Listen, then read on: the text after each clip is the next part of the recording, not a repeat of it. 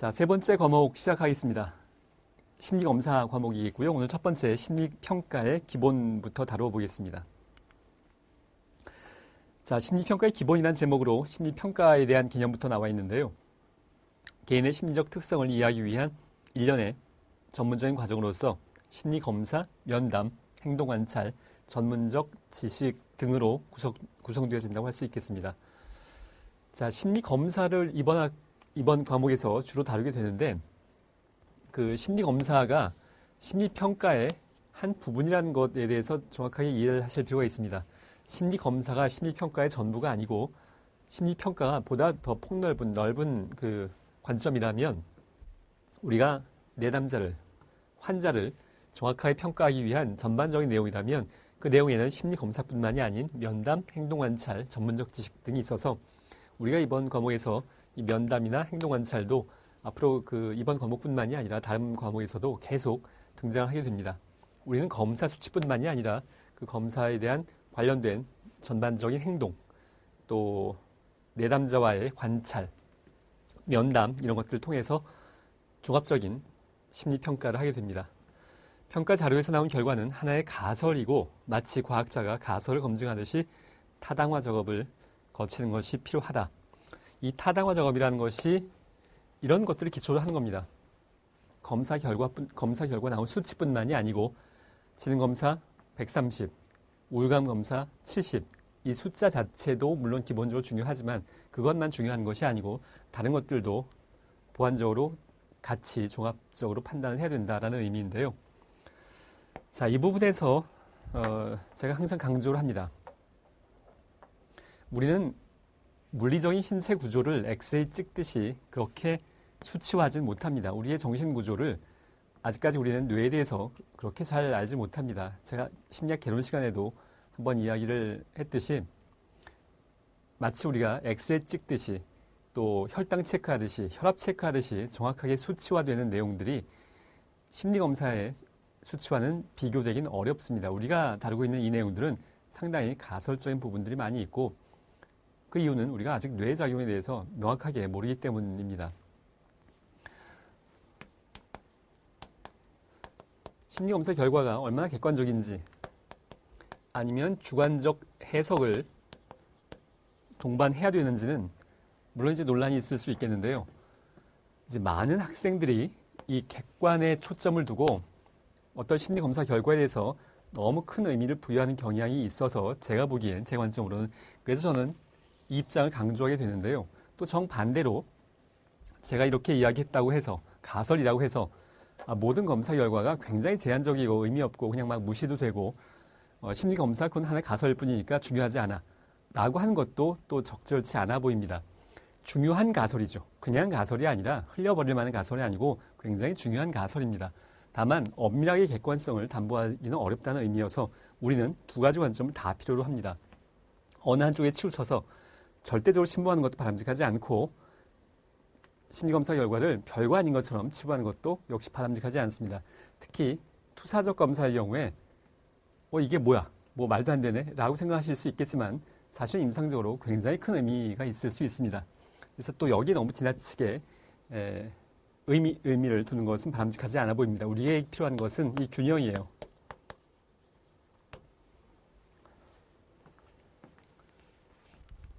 자, 심리검사에 대해서 알아보겠습니다. 앞에서 말씀드린 것처럼 심리검사는 심리평가의 한 요소입니다. 심리적 문제나 현상의 개인차를 비교하고 피검자의 전체적, 인격적, 행동적, 정서적 측면을 이해하기 위한 심리학적 특정 과정이라고 할 수 있겠고요. 심리평가 시에 고려해야 할 점을 몇 가지 알아보도록 하겠습니다. 평가 동맹인데요. 우리가 동맹이란 말을 치료에도 적용하기도 하죠.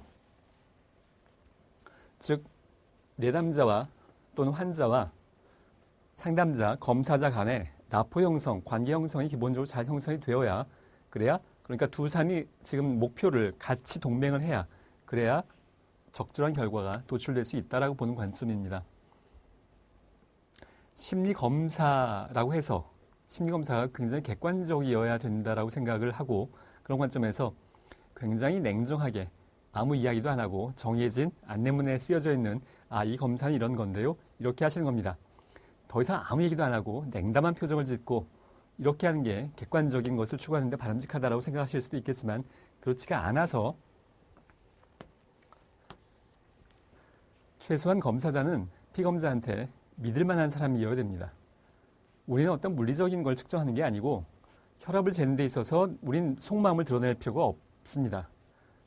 보건소에 가서 병원에 가서 혈당을 재는데 뭐 굳이 내 속마음을 드러내면서까지 할 이유가 하나도 없죠. 그렇지 않아도 기계가 알아서 측정을 해줍니다. 그런데 우리의 대부분의 검사라는 것들은 자신의 속마음을 드러내야 되는 것들이에요. 어떤 형태든 간에 그림을 그리던 뭐 문장을 쓰던 뭐 yes, no를 체크를 하던 결국은 자신의 속마음을 드러내는 건데 더더군다나 우리가 만나게 되는 상황에서의 피검자들의 상황은 일반적인 사람일 수도 있지만 뭔가 드러내기 곤란한 좀 창피한 꺼려지는 그런 내용들을 다루고 있는 경우가 많이 있습니다. 더더욱 피검자는 솔직하게 이야기하고 싶지 않죠. 대부분 많은 경우에. 그런데 검사자가 굉장히 냉담해요. 표정도 하나도 없고 뭐 그 바늘 하나 찔러도 피 한 방울 안 나올 것 같습니다. 그러면 더더욱 그 피검사자는 자신의 속마음을 솔직하게 드러내기는 어렵습니다. 검사자가 믿을만 하고 내 속마음을 털어놔도 충분히 이해할 수 있는 사람이다 라는 최소한의 라포 형성은 되어야 그래야 적절한 검사 결과가 정확하게 나올 수 있는데요. 그래서 그런 과정을 우리가 동맹이라고 표현을 합니다. 자, 우리는 뭐 사람이고 상황에 영향을 받기 때문에 여러 가지 변인들이 작용을 하게 되는데요. 피검자 변인. 병원에서 퇴원을 하는 것을 목적으로 검사를 만약에 하게 된 상황이라면, 그러니까 퇴원을 앞두고 지금 퇴원을 해도 되겠나 안 되겠나를 측정하는 그런 상황이라면, 그리고 내담자가 피검사자가 그것을 알고 있다면 의도적으로 자신의 상태를 양호하게 하려고 노력을 할 겁니다. 실제와 달리 퇴원을 해야 되니까 뭐 그런 경우는 뭐 굉장히 여러 가지가 있을 수 있겠죠. 그날따라 뭐 몸이 피곤했다거나 뭐 아주 복잡한 상황들이 우리에겐 작용을 합니다. 검사자도 마찬가지입니다.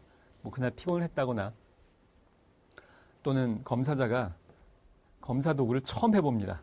사실 우리가 지금 이번 그 과목에서 다루게 될 검사 항목들이 뭐 굉장히 여러 가지여서 뭐 MMPI라거나 웩슬러는 많이들 아시고 있고 자세하게 다루겠습니다만 그 후반부에 갔을 때 기타 항목이 나오는 여러 가지들이 있는데 그걸 사실 다 완벽하게 알기는 어렵거든요. 근데 처음 해보는 거예요.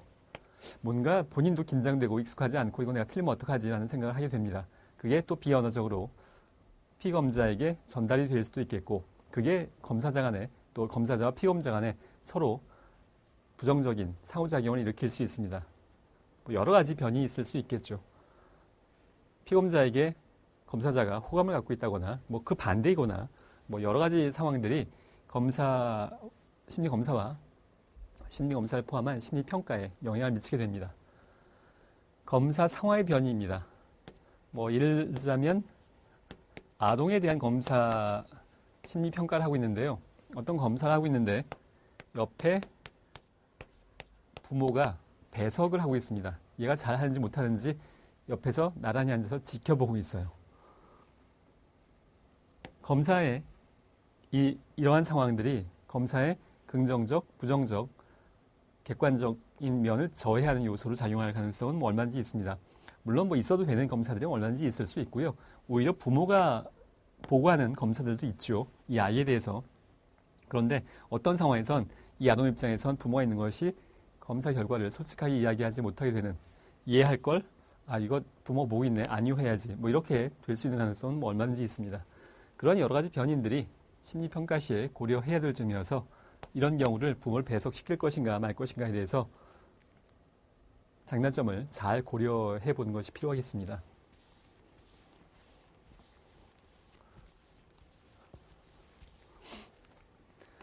심리검사 윤리를 살펴보도록 하겠습니다. 내담자의 안전성, 비밀 보장, 고통의 감소, 솔직함 등이 포함된다인데요.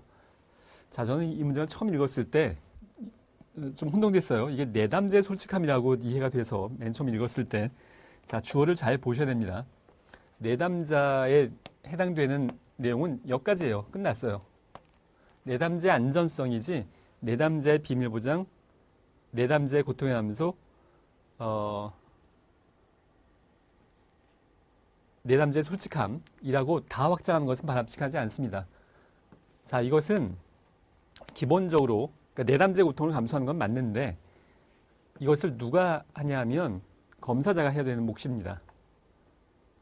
자, 그래서 이 솔직함이라는 것은 그 검사자의 솔직함이지 내담자의 솔직함에 해당되지는 않습니다. 이 비밀 보장도 여기는 내담자가 들어가도 되겠네요.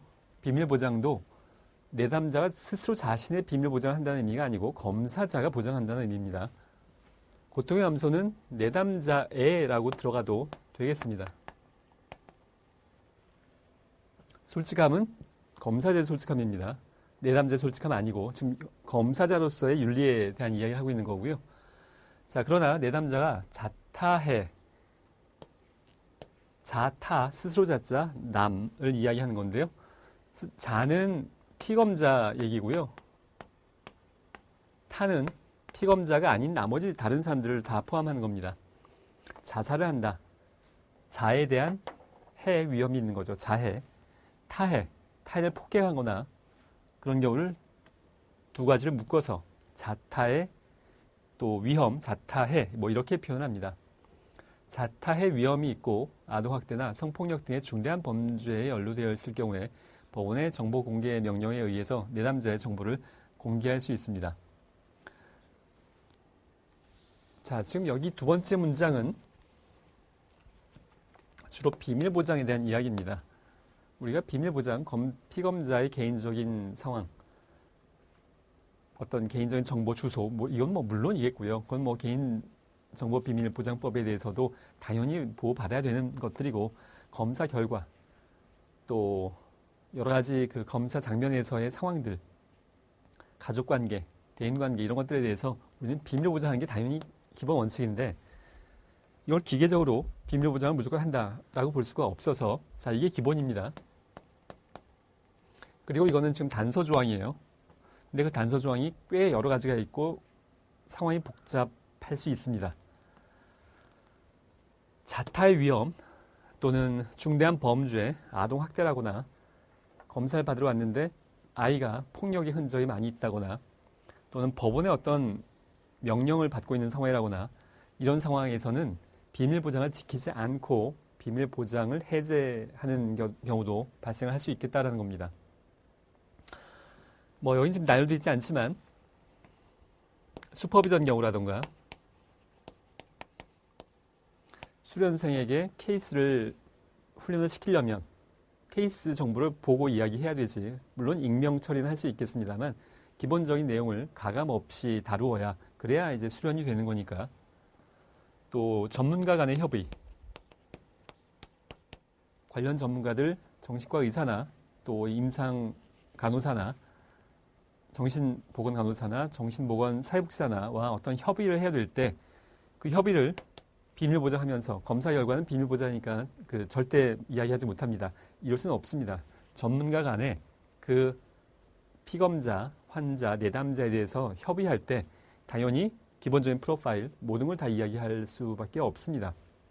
그런 경우에도 예외적으로 비밀 보장이 지켜지지 않는 경우인데요. 자, 여러분들이 여기까지는 사실 쉽습니다. 그렇게 어렵지 않죠. 뭐 충분히 이해가 될 수 있겠는데 지금 자타의 위험 경우에 그러면 자타의 위험이 있으면 비밀 보장을 안 해도 된다. 자, 또 한 가지 예외, 미성년일 경우에 아동에 대한 검사 결과 또 평가 결과 청소년에 대한 검사나 그 평가 결과를 부모가 요청을 합니다. 또는 청소년이라면 담임교사가 요구를 할 때 우리가 여기에 대해서 부모가 요구하면 그러면 무조건 예스 하는 것이 적절한 윤리적인 판단이냐라고 하면 이것은 이제 판단이 필요한 겁니다. 이 경우에도 마찬가지겠고요. 대부분의 경우에 예스 노의 문제가 아니라 판단의 문제입니다. 자, 만약에 시험 문제에 부모가 요구하면 공개한다. 부모에게. 이건 오답일 수도 있고 정답일 수도 있어서 나머지 보기와 비교했을 때 만약에 명백하게 다른 오답이 있다면, 그러니까 다른 정답이 있다면 그걸 선택해야 되지만 그렇지 않고 다른 것들은 다 틀리고 이게 제시되어 있다면 이건 맞을 수도 있고 틀릴 수도 있어서 이게 정답인 겁니다. 부모가 무슨 말이냐면 부모가 요구하면 무조건 공개한다. 결과적으로 틀린 얘기입니다. 우리는 부모가 요구할 때 공개할지 말지를 판단해서 결정한다가 정확한 답인데 그 판단의 결과 공개할 수도 있고 공개 안 할 수도 있습니다. 그 두 가지 가능성이 열려 있는 것이지 부모가 요구하면 여기에 이제 만약에 무조건 이런 서술로 단서 조항이 들어가면 무조건 틀린 겁니다. 부모가 요구한다고 해서 우리는 무조건 공개하지 않습니다. 자, 자타이를 예를 들어볼까요? 타라소프 케이스가 뭐 유명하죠. 실제로 미국 캘리포니아 주립대학이 뭐 굉장히 여러 개가 있는데요. 그 중에 하나에서 타라소프라는 대학생이 이 상담을 받고 있었고 남자친구도 같이 상담을 받았는데 이 남자친구가 이렇게 얘기를 합니다. 이 여자친구가 지금 여자 대학생입니다. 타라소프는 이 자기 여자친구인 타라소프가 여행을 지금 떠났는데 갔다가 돌아오면 살해할 거다 라고 이야기를 했어요. 남자 대학생입니다. 둘 다.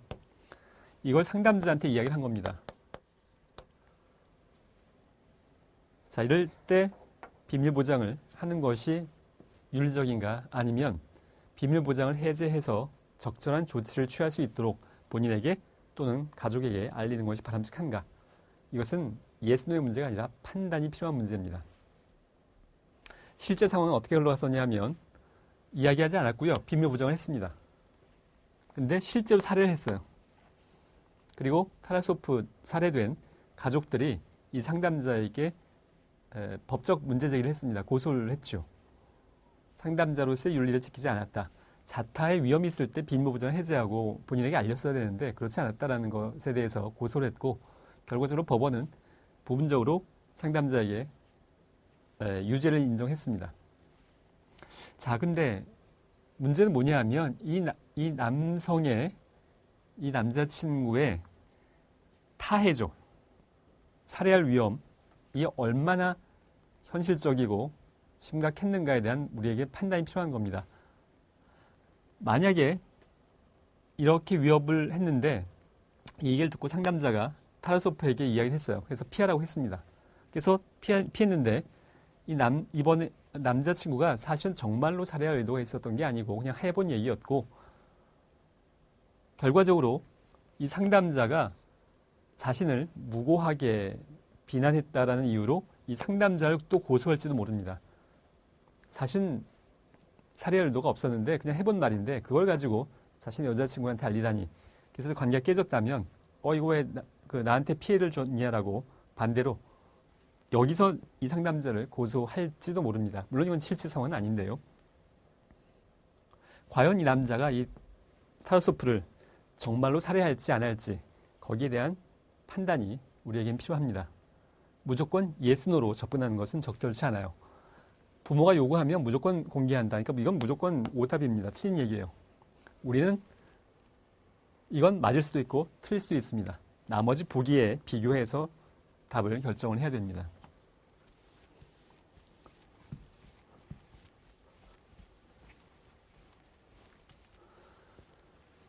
자, 검사 윤리 이어서 심리 검사와 관련된 비판들이 이런 것들이 있는데요.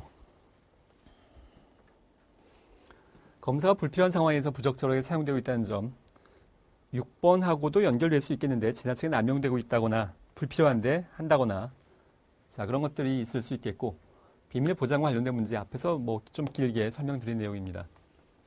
문화적 편견 다문화 가정의 아동인데 굉장히 한글로 된 언어적인 표현이 그 아이에겐 복잡한 웩슬러 지능 검사를 했을 때 그 아이가 본질적인 지능의 능력보다 떨어질 수밖에 없습니다. 한글이 익숙하지 않은데 한글로 된 웩슬러를 했을 때 문화적 편견이 작용할 수 있겠죠.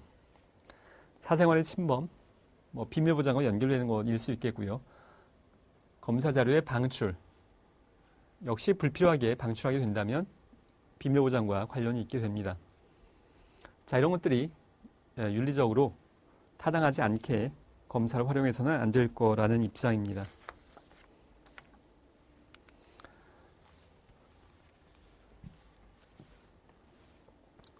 동의서 받기인데요. 자, 일단 원칙적입니다. 시험에 문제가 나오면 받는다가 원칙인데 실제 현장에선 잘 이루어지고 있지는 않죠. 검사를 해야 하는 목적이 무엇이며 검사 결과를 어떻게 활용할 것인지를 분명하게 알려주고 정보는 비밀 보장이 된다는 것을 알려주는 것이 중요할 수 있습니다. 그래야 솔직하게 이야기합니다. 검사자의 자격, 심리검사를 정확하게 실시하고 제대로 해석하려면 적당한 훈련을 받아야 하고 여기에는 대학원 과정, 슈퍼비전을 받는 수련 경험 등을 적어도 이런 것들이 포함되어져야 됩니다. 시험에 합격하는 것만 가지고는 충분하지 않는 것은 분명합니다. 자, 2절을 보도록 하겠습니다. 심리검사의 제정의 원리인데요. 또 좀 딱딱한 이야기들이 나오게 됩니다. 타당도, 신뢰도 이런 얘기들이 이제 나오게 되는데요. 자, 검사 제작 과정입니다.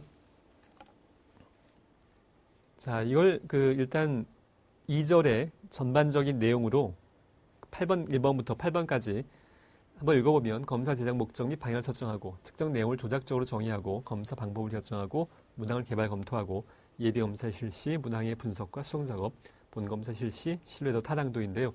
학자마다 또 조금씩 다릅니다. 이게 어떤 수학 공식은 아니어서 학자마다 나름대로 약간의 변형 내지는 한두 가지를 묶어서 한 단계를 통합한다거나 그런 차이들은 얼마든지 있을 수 있겠고요.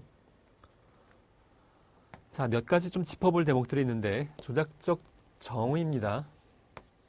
조작적 정의라는 것은 어떤 개념을 측정할 수 있도록 구체화시키는 과정입니다. 가출 청소년의 가출이라는 게 도대체 무엇을 의미하는 건지 어떤 사람은 하룻밤만 안 들어와도 가출이고 어떤 사람한테는 한 달쯤 안 들어와도 괜찮다가 한 달 넘어가면 그때서야 이제 막 걱정하면서 이거 가출 아닌가라고 볼 수도 있고 모든 사람들이 똑같이 측정할 수 있도록 구체화하는 과정인데요. 그 백의 우울감 검사 BDI 같은 경우에 조작적 정의를 나름대로 한 건데요. 우리나라하고 비교를 해보면 미국 상황과 문화적 차이를 비교해보면 우리나라 사람들은 우울감이 신체적 증상으로 나타나는 경우가 많이 있다고 보고되어지고 있습니다. 미국 사람에 비해서 그러니까 우울감이 정서적으로 표현되는 게 아니라 어딘가 신체에 아픈 걸로 나타나게 된다는 거죠. 그렇다면 우울감을 측정할 때 조작적 정의를 신체적 증상을 포함시키는 것이 우리나라의 문화적 상황과 적절할 수 있겠는데 BDI에는 이제 그런 표현은 없는 걸로 알고 있습니다. 자, 우리는 지금 심리검사 제작 과정을 이야기하고 있습니다. 조작적 정의가 그 사회 문화의 배경을 포함시켜서 구체화하고 측정할 수 있도록 만들어내는 것이 필요합니다. 자, 문항을 개발하고 검토한 다음에 여기 예비검사가 2번 나오는데요. 예비검사와 본검사인데 약간 혼동이 될 수 있어서 여기서 예비검사라는 것은 파일럿 테스트라고 해서 시험 삼아 해보는 거예요. 그냥 처음 초안이 나와서 그 초안을 가지고 실제로 한번 해보는 겁니다. 이게 아직 완성된 것하고는 거리가 아주 멀어요. 일종의 초안입니다. 초안의 문항들을 갖고 시험 삼아 한번 해보는 것인데요. 여기서 지금 본검사라고 되어 있지만 이것은 정말로 임상에서의 본검사는 아닙니다. 지금 여기서 본검사라는 말의 의미는 제작 과정에서의 본검사라는 말이어서 영어로는 프리테스트입니다. 본검사가 혼동이 될 수 있어서 이제 정확히 말씀드리자면 이건 프리테스트예요. 이거는 본검사와 똑같이 하는 겁니다. 정말로 임상에서 병원에서 환자들 대상으로 해볼 만큼 충분히 완성이 됐어요. 우리가 일종의 리허설 같은 겁니다. 우리가 연극을 무대에 올릴 때 리허설이라고 한다면 모든 걸 다 완벽하게 실제 무대처럼 다 꾸며놓고 그 분장도 하고 정말로 똑같이 해보는 거죠. 그게 이제 요 단계에 해당하는 거예요. 아직은 실제가 아닙니다. 그러나 완성된 검사를 이제 정말로 다시 한번 그 실시 직전에 일종의 직전에 시점 따지자면 직전에 해보는 것. 그래서 어떤 문제가 발생하는지를 점검해보자고 하는 거고요. 이때까지는 그냥 아주 러프하게 이것저것 그냥 막 모아놓고 시험 삼아 뺄 거 안 뺄 거 다 해놓고 그냥 해보는 겁니다. 이것은 완성이 됐는데 아직 정말로 임상에서 쓰기 전에 임상에 쓸 것과 똑같이 맞는 것까지 완성이 됐어요. 그 상태에서 검사를 해보는 겁니다. 그리고 여기까지 이제 제작이 완료되면 그 다음에 실제로 임상에서 쓰여지게 되는 겁니다. 그러니까 여기 본검사가 임상에서 본검사는 그런 의미는 아니에요. 제작 과정에서의 본검사의 의미입니다.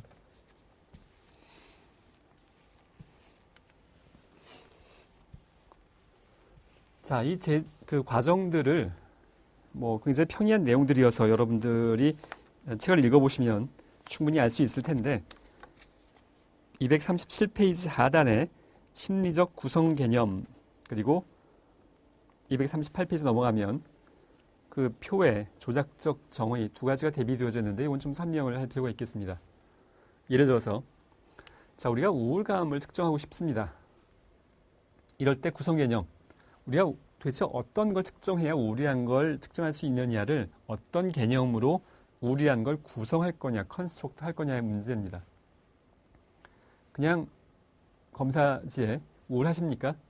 우울하지 않으십니까? 이렇게만 물을 수는 없는 거여서 도대체 우울이란 것의 개념을 뭘로 볼 거냐인데요. 신체적 변화, 대인관계의 저하, 의욕 저하. 우리가 이렇게 세 가지로 개념을 구성해보자. 이렇게 세 가지로 구성해서 우울한 개념을 구체화한 겁니다.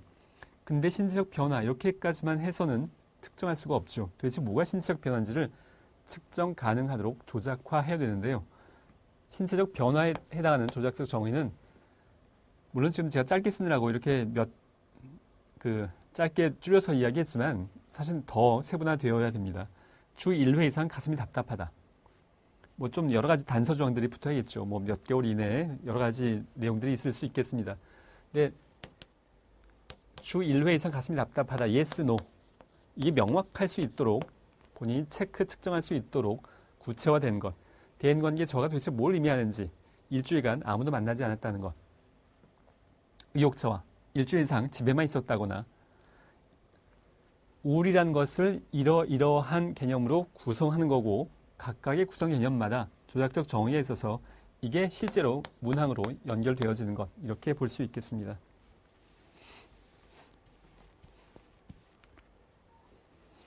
자, 신뢰도입니다. 앞에서 신뢰도와 타당도에 대해서 이야기했듯이 신뢰도는 어떤 측정 결과가 반복 측정했을 때 계속 유지가 되는가. 체중계가 있는데 체중계 올라갈 때 어제와 오늘과 내일이 비슷해야 되는데 어저께 올라갔을 때랑 오늘 올라갔을 때 갑자기 오락가락 이 체중계의 눈금이 달라진다면 신뢰할 수 없는 체중계입니다. 여러 번 반복했을 때 비슷한 결과가 나와줘야 그게 신뢰도가 높다라고 이야기할 수 있겠는데요. 그럼 도대체 검사의 신뢰도를 어떻게 파악할 거냐? 그걸 가지고 이제 또 학자들이 여러 가지 주장을 하고 있습니다. 첫 번째는 검사, 재검사 신뢰도입니다. 이것이 가장 본질적인 신뢰도의 의미를 담아내고 있는 건데요. 지능검사를 한번 하고 100이 나왔을 때 일정 기간 후에 다시 한번 지능검사 했더니 또 똑같이 100이 나왔다. 그럼 신뢰도가 높은 거죠.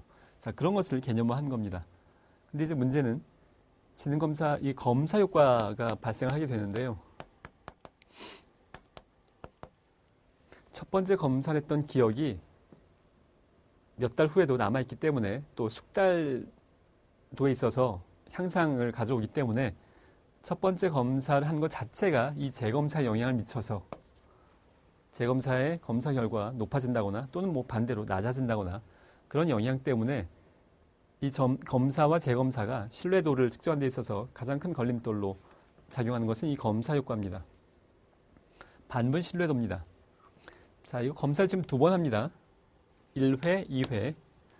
반분 신뢰도는 검사를 한 번 한 겁니다. 검사를 한 번 해서 문항이 1번부터 100번까지였다면 이것을 반으로 나누어서 그 절반하고 다른 절반하고 상관관계가 얼마나 높은지를 측정하는 건데요.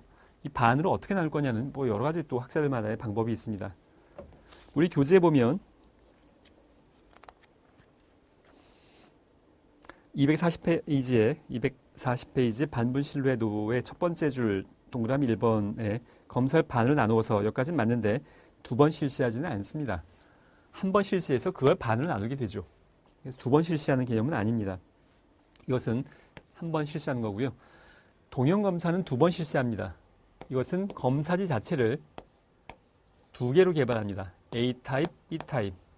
물론 동일한 것은 아니겠고요. 동형 두 가지를 개발해서 이거를 상관관계를 비교합니다. A와 B 결과가 얼마나 일치하게 나오는지.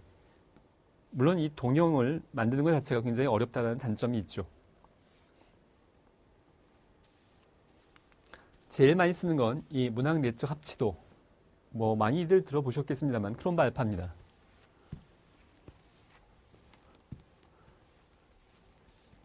이 크롬바 알파도 책마다 상당히 좀 혼란스럽게 설명을 하는 부분들이 있어서 정확하게 여러분들이 이해하실 필요가 있겠는데요.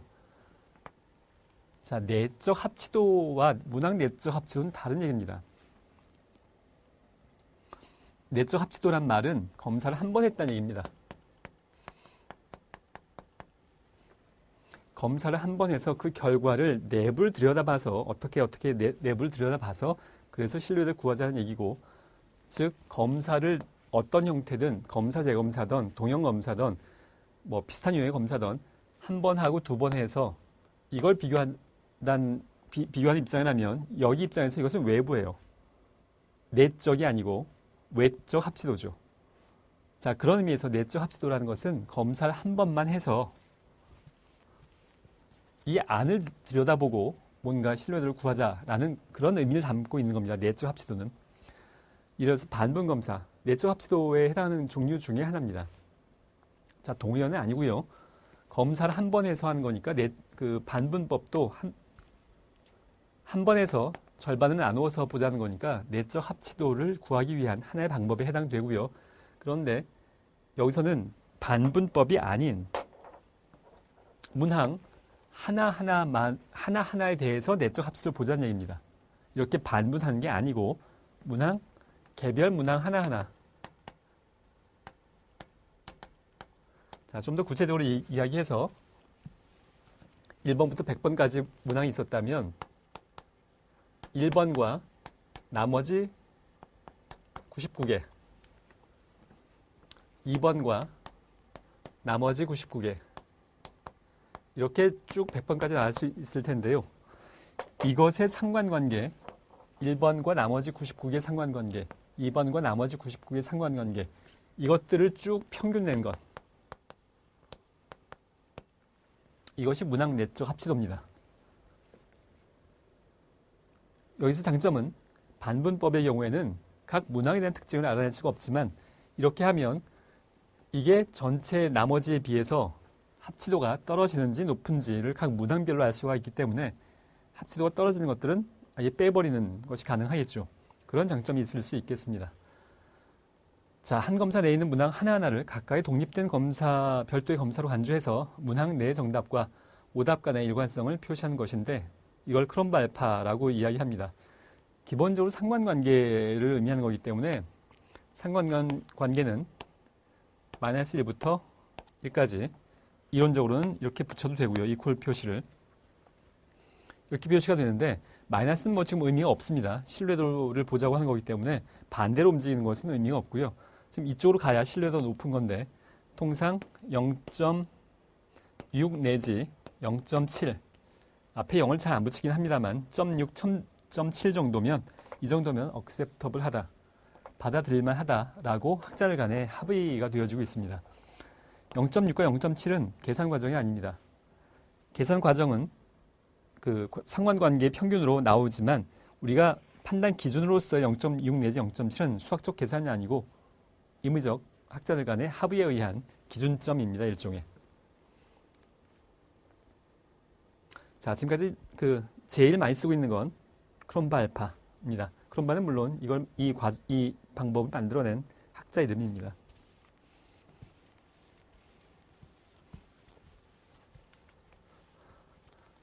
자, 내용 타당, 신뢰도 이제 마무리가 됐고요. 타당도를 보겠습니다.